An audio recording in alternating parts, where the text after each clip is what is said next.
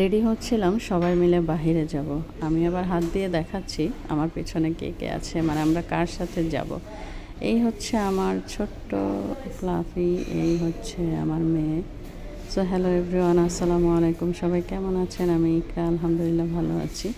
বের হচ্ছি গতকালকে রাতের, মানে একটু বের হলাম 31st, যেহেতু 2024 সাল আমরা পার করতে চাচ্ছি। ফার্স্টে গেছি আমরা কিছু খাবো চা বাড়িতে হালকা, বাট ওইখানে খাইনি আমরা। মেয়ে বললো যে চলো পাশে একটা রেস্টুরেন্ট আছে ওইটাতে যাই।